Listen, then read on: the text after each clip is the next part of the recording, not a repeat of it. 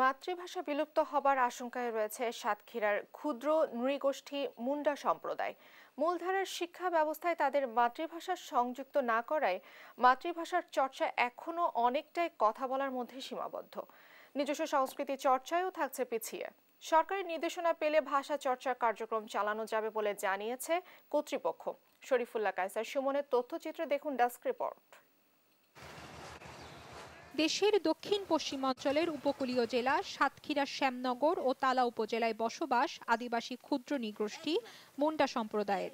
সময়ের ব্যবধানে নিজেদের ভাষায় শিক্ষা সংস্কৃতি থেকে বিচ্ছিন্ন হতে চলেছেন তারা। ও বলতে পারেন, বাংলা ভাষায় বললে বলতে পারে, ও ভাষা বললে বলবে না। প্রবীণরা স্বাভাবিকভাবে নিজেদের মাতৃভাষা ছাত্রী বলতে পারলেও শিশুরা অনেক পিছিয়ে, কারণ ঘরের ভেতরে ছাড়া সর্বত্র বাংলা ভাষার প্রচলন। আমরা যে সাদ্রি ভাষায় কথা বলি সেটাও এখন বাংলা ভাষার প্রচলন এবং অনুপ্রবেশের কারণে আমাদের ছেলেমেয়েরা আমাদের নিজস্ব ভাষা এবং সংস্কৃতি হারাতে বসেছে। এখন বাচ্চারা তো মানে সাদ্রি ভাষায় বেশি কথা বলে না, বাংলা ভাষায় কথা বলে।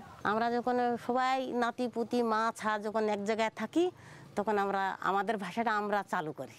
এনজিও পরিচালিত একটি স্কুলে গিয়ে দেখা যায় সেখানে আদিবাসীরা বাংলা গান রপ্ত করেছে। সেখানে আদিবাসীদের নাচ গান থাকলেও তা প্রদর্শনের খুব বেশি সুযোগও থাকে না। শিক্ষা ও সংস্কৃতিতে ছাত্রী থাকছে সর্বদা পিছিয়ে। সেখানে গ্রাস করেছে বাংলা, ইংরেজি ও হিন্দি। মুন্ডা এলাকায় বিভিন্ন সরকারি প্রাথমিক ও বেসরকারি কমিউনিটি প্রাথমিক বিদ্যালয় থাকলেও শিক্ষা ব্যবস্থায় প্রচলন নেই তাদের মাতৃভাষার। ওদের মধ্যে শিক্ষিত আছে, ওদের মাধ্যমে যদি বোঝানো হয় শেখানো হয় শিখবে ওরা।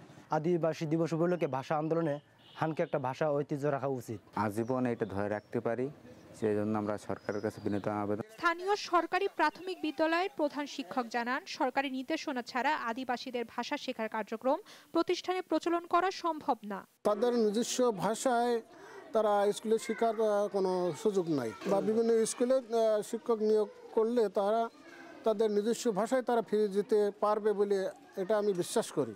সরকার ও প্রশাসনের নির্দেশনা থাকলে শিল্পকলা ও আদিবাসীদের জন্য ভাষা ও মুন্ডা সংস্কৃতি শেখার কার্যক্রম চালিয়ে যেতে পারে বলে জানালেন জেলা শিল্পকলা একাডেমির কর্মকর্তা।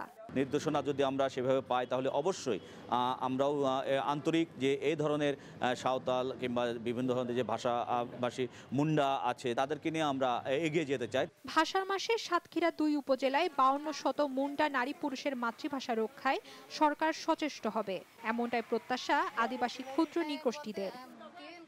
নিউজ ডেস্ক, দেশ টিভি।